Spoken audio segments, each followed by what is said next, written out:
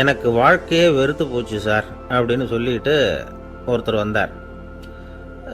வந்து கொஞ்ச நேரம் பேசினதுக்கப்புறம் அவர் அப்படி சொல்லியிருந்தா அதில் ஒரு அர்த்தம் இருந்திருக்கும். வர்றதுக்கு முன்னாடியே வாழ்க்கை வெறுத்து போச்சுன்னு சொல்லிட்டு வர்றார். என்ன சார் விஷயம்னு விசாரித்தோம். எங்கள் வீட்டில் தினம் 3 வேளையும் ஒரே மாதிரி சாப்பாடு சார், வித்தியாசமே கிடையாது. இப்படியே 3 மாதமாக சாப்பிட்டுக்கிட்டு இருக்கிறேன். அதை விட பட்டினி கிடந்து செத்துடலாம்னு தோணுது அப்படின்னார். ஒரு பெரியவர் சொன்ன தத்துவத்தை சொல்கிறதுக்கு ஆள் கிடைக்காம தவிச்சுக்கிட்டு இருந்தோம். இப்போ ஒருத்தர் கிடைச்சிட்டார், விட்டுலாமா? உடனே அவரை உட்கார வச்சு சொல்ல ஆரம்பிச்சிட்டோம். அதாவது நாம் அனுபவிக்கிற உணர்வுகளில் களிப்பு, மகிழ்வு, ஆனந்தம், இது 3க்கும் ஒன்றுக்கு ஒன்று வித்தியாசம் உண்டு. மேம்போக்காக பார்க்குறதுக்கு இது 3 ஒன்று மாதிரி தோணும். ஆனால் அது அப்படி இல்லை. களிப்புங்கிறது உடம்பை பொறுத்தது, மகிழ்வுங்கிறது மனசை பொறுத்தது, ஆனந்தம்ங்கிறது ஆன்மாவை பொறுத்தது. இப்படி இந்த 3 வகையான அந்த சுவைப்புகளின் தன்மையும் வேற வேற. இப்போ முதல்ல களிப்புங்கிறத எடுத்துக்குவோம். நம்ம புலன்களுக்கு களிப்பை தரக்கூடிய பொருள்களுக்கு சில விசேஷ குணம் உண்டு. அது எப்படின்னா, சீக்கிரமே சலிப்பு உண்டு பண்ணும். ஒருத்தர் அந்த பொருளை எடுத்துக்கிட்டா அது இன்னொருத்தருக்கு குறைஞ்சிரும். உணவு, உடை, இதெல்லாம் களிப்பை தரக்கூடிய பொருள்கள். இப்போ உதாரணத்துக்கு, ஒரு சாப்பாட்டு மேசையில் ஒரு பாத்திரத்தில் 10 இட்லி இருக்குது. அதில் ஒரு 2 இட்லியை நம்ம தட்டில் எடுத்து வச்சு சாப்பிட்றோம்.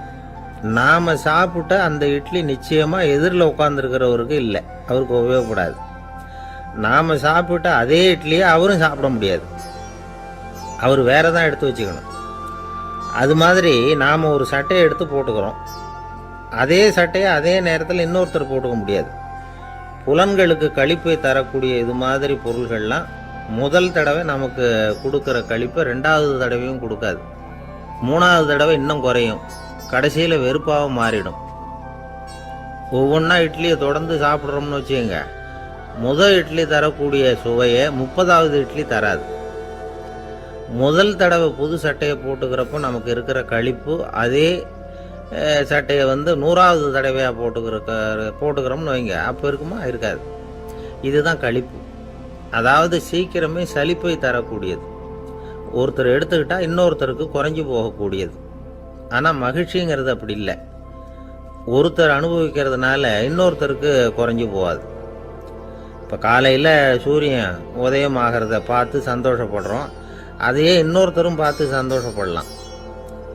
ஒரு நல்ல சங்கீதத்தை கேட்குறோம், ஒரு அழகான ஓவியத்தை ரசிக்கிறோம், நீங்கள் ரசிக்கிற அதே நேரத்தில் இன்னொருத்தரும் அதை ரசிக்கலாம்.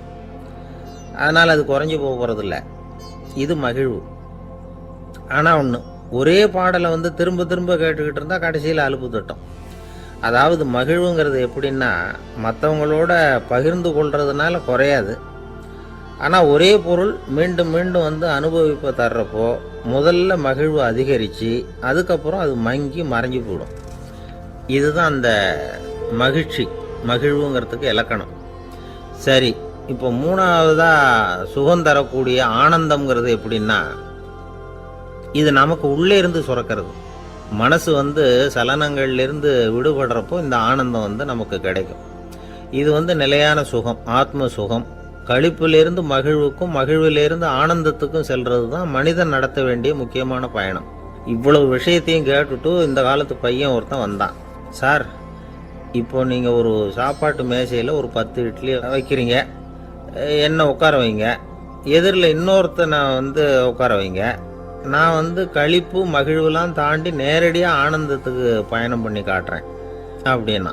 ஒன்றும் புரியல அவன் சொன்னது. அது எப்படி, என்ன பண்ணுவ நீ அப்படின்னு சொல்லி கேட்டோம் ஆச்சரியமா. 2 இட்லி சாப்பிட்டா தானே சார் களிப்பு, நான் 10 இட்லியும் மொத்தமாக சாப்பிட்ருவேன், அடுத்தவனுக்கு எதுவும் கிடைக்காது, அவனுக்கு கிடைக்காதபடி நாமே சாப்பிட்டுடுறோம்ல, அதுதானே நமக்கு ஆனந்தம் அப்படின்னு அதுக்கு ஒரு விளக்கம் சொல்கிறான்.